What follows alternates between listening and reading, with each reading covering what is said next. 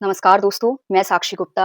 आज मैं आप लोगों से एक ऐसे टॉपिक पर बात करने वाली हूँ, जिसके बारे में बात करना बहुत ज़रूरी है। मैंने कुछ ऐसे वीडियोज़ भी बनाए हैं, जिसमें मैंने ज़ाहिर किया है कि न्याय दिलवाने के नाम पर फ़ीस लेना बहुत गलत चीज़ है। डेफ़िनिटली गलत चीज़ है, लेकिन हर कोई कुछ ना कुछ काम कर रहा है पुण्य वाला। एक सीधी-सी बात है, एक ग्रोसरी बेचने वाला भी कहीं न कहीं पुण्य वाला काम कर रहा है। वो इंसान बेचारा ऑब्वियस सी चीज़ है, सारी चीज़ों को सुबह से आकर सारी चीज़ों को रिस्पॉन्सिबिलिटी से रखता है। आप सब जो भी उसकी दुकान में जाते हैं, वो आपको सारा सामान खाने-पीने का अच्छे से अच्छे कंडीशन में रख के आपको देता है। आप उससे खरीद के आते हो। वो भी एक काम कर रहा है। अब आप बोलो अन्न देने का तू पैसा ले रहा है। हैं? अन्न दान कितना बड़ा दान होता है पता है भैया? लेकिन तू अन्न देने का पैसा ले रहा है। लानत है तेरे जैसे आदमी पे। तेरे से चावल माँगने आया, चाहता तो ये 1 किलो चावल तू फ्री में दे सकता था। लेकिन तू उस अन्न का पैसा ले रहा है। मतलब अगर मैं अभी तेरे को ₹50 ना दूँ तो तू चावल नहीं देगा मेरे को। तो वो दुकान वाला तो सुसाइड करके मर जाएगा, बोलेगा भैया क्या बात कर रहे हो, मेरी रोजी-रोटी है, मैं दान मतलब करूँगा लेकिन मेरी जितनी क्षमता होगी उतना ना करूँगा, मैं सबको थोड़ी ना फ्री में दूँगा।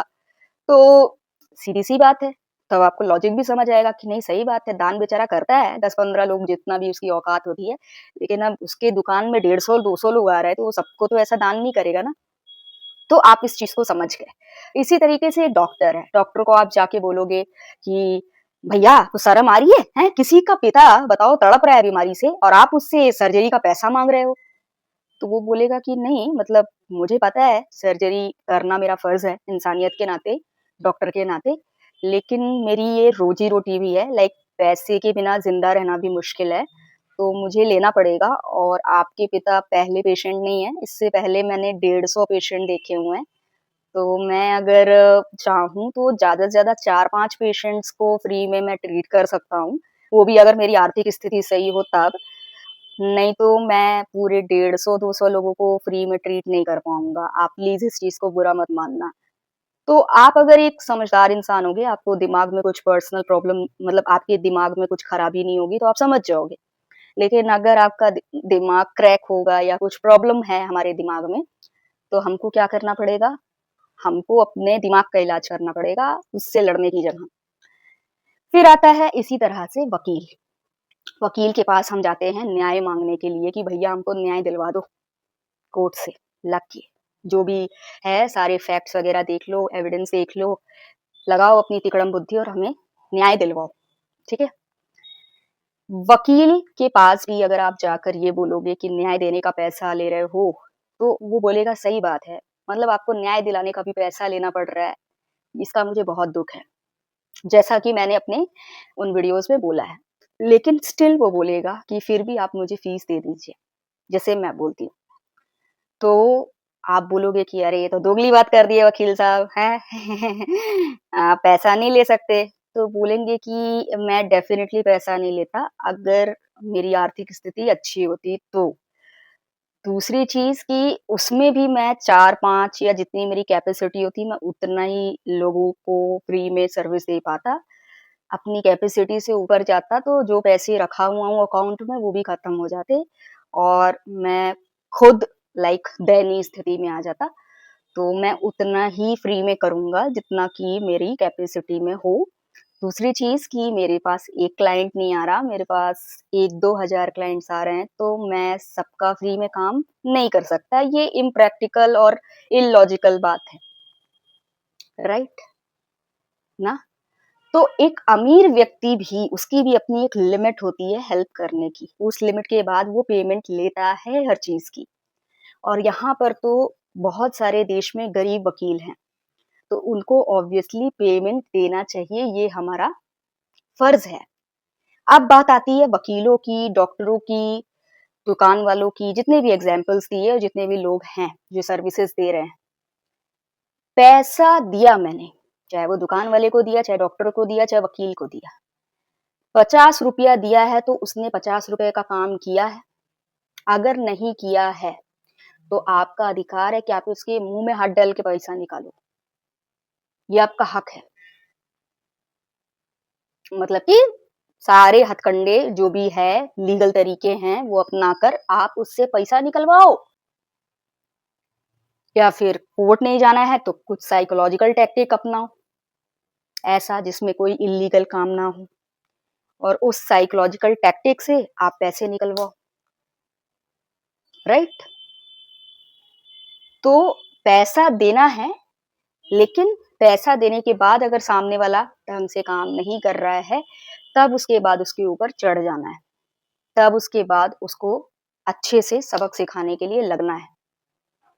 तो इस चीज़ को हमेशा अपने दिमाग में रखिए। मेरे पास बहुत सारे ईमेल्स में भी लोग आते हैं, बिना पता किए कि जिस वकील साहिबा के पास हम आए हैं, उनकी आर्थिक स्थिति कैसी है, उनका कैपेसिटी लेवल क्या है, बिना जाने-समझे। आज की डेट में मैं जिस स्थिति में हूँ, इस ये तो असंभव है। लोग कहते हैं ना 2 लोगों का फ्री में, नहीं कर सकती, नहीं कर सकती।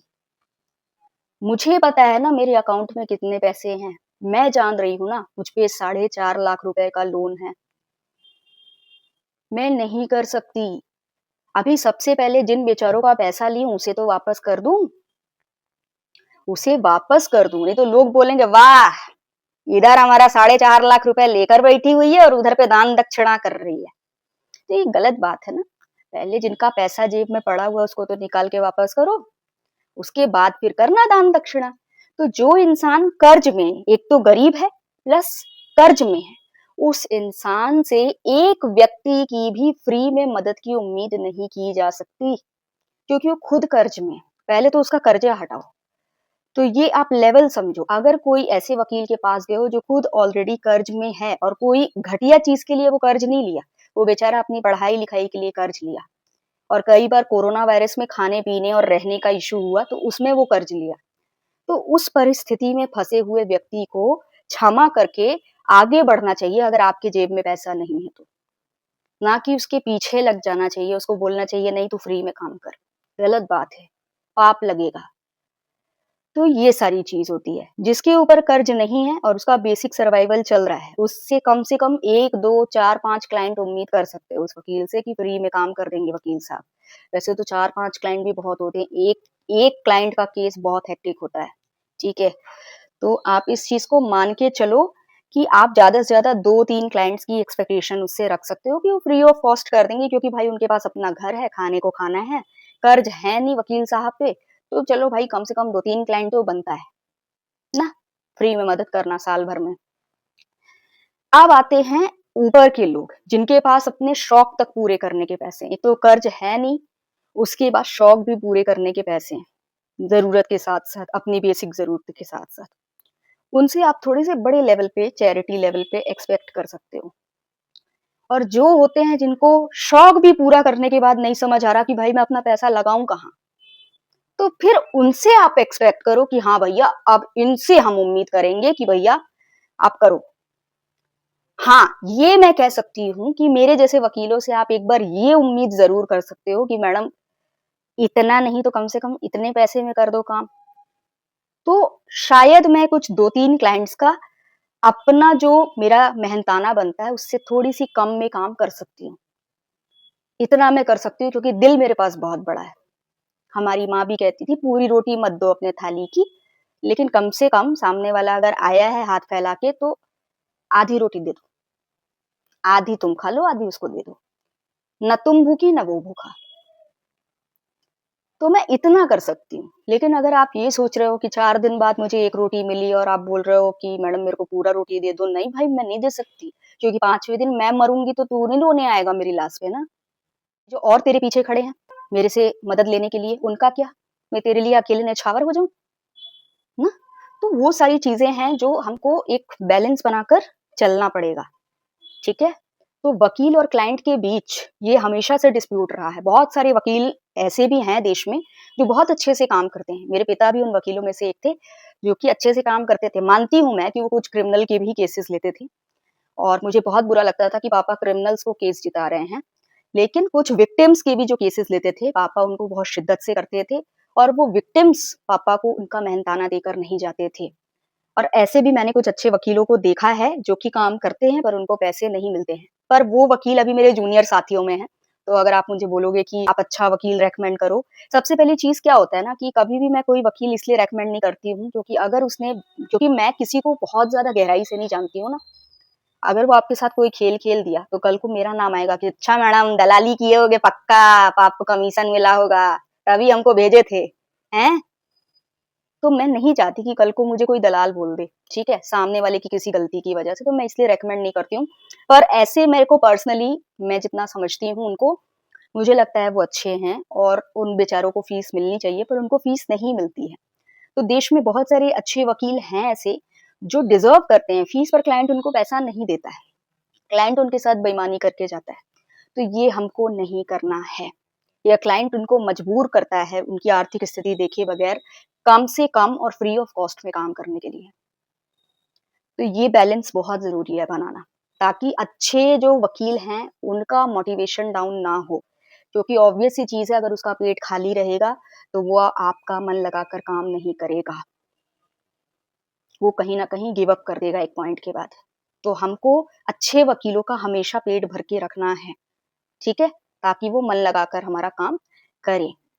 और रही बात बुरे वकीलों की, तो उनके बारे में तो हम बात करते ही हैं हर वीडियो में। प्रॉब्लम क्या है ना कि या तो बहुत एक्सट्रीम हो जाएँगे, या तो बहुत लो हो जाएँगे, या तो एकदम दानी हो जाएँगे, समझ रहे हो? इतने दानी कि सब ले जा, मेरा किडनी भी ले जा, मेरा लीवर भी ले जा, ठीक है? बिल्कुल एकदम बिल्कुल समर्पित। और या तो ऐसे हो जाएँगे कि कुछ नहीं दूँगा, एक फूटा कौड़ी नहीं दूँगा। लेकिन मैं ऐसा समझती हूँ कि हमको ऐसा बनना चाहिए जहाँ पर बैलेंस हो। मतलब कि हमको बहुत ज़्यादा एक्सट्रीम पे भी नहीं जाना है, हमको बहुत ज़्यादा लोअर में भी नहीं आना है, हमको बैलेंस में रहना है। एक लाइन आप लोगों ने सुनी होगी कि प्रकृति बैलेंस माँगती है, ना? तो इसलिए बैलेंस बनाकर चलना चाहिए। ये मैं किस पर्सपेक्टिव से बोल रही हूँ? पैसा देना और काम करवाने पर बोल रही हूँ। तो चलिए आज के लिए बस इतना ही। होप सो ये वीडियो अच्छा लगा होगा, और ये वीडियो उन लोगों के लिए नहीं है, जो कि बहुत ही कॉन्शियस रहते हैं, अच्छे वकीलों की रोज़ी-रोटी को लेकर, उनकी आर्थिक स्थिति को लेकर। ये वीडियो उन लोगों के लिए है जो कि एक्सट्रीम पे एक्सपेक्टेशन रखते हैं, जो कि बहुत ज़्यादा ही किसी वकील से उम्मीद कर लेते हैं कि वो भगवान बन जाए उनके लिए। वो भगवान नहीं बन सकता, उस बेचारे के पीछे उसका परिवार है, उसकी अपनी खुद की भी ज़रूरतें हैं, वो इंसान है, उसको भूख लगती है। भगवान भूखे रह सकते हैं, इंसान नहीं रह सकता, ठीक है? तो आपको वो चीज़ समझनी होगी, जैसे आप ह्यूमन बीइंग हो, वैसे वो भी ह्यूमन बीइंग है, ठीक है? तो ये उन्हीं लोगों के लिए है जो नहीं समझते हैं, तो उम्मीद है कि ये चीज़ें वो लोग अब समझेंगे। तो चलिए आज के लिए बस इतना ही। वीडियो पसंद आया हो तो लाइक कर दीजिएगा, चैनल अगर सब्सक्राइब करना चाहें, इंटरेस्टेड हो तो कर दीजिएगा, और अगर कुछ बोलना है कमेंट सेक्शन में तो शांतिपूर्ण तरीके से बोल दीजिएगा, और अगर मेरा शब्द कुछ दिल को बहुत ज़्यादा लगा हो तो उसे माफ़ कर दीजिएगा, क्योंकि मैं ऐसा समझती हूँ कि इंटेंट पर फ़ोकस रखना चाहिए, ना कि शब्दों पर। तो आज के लिए बस इतना ही, धन्यवाद।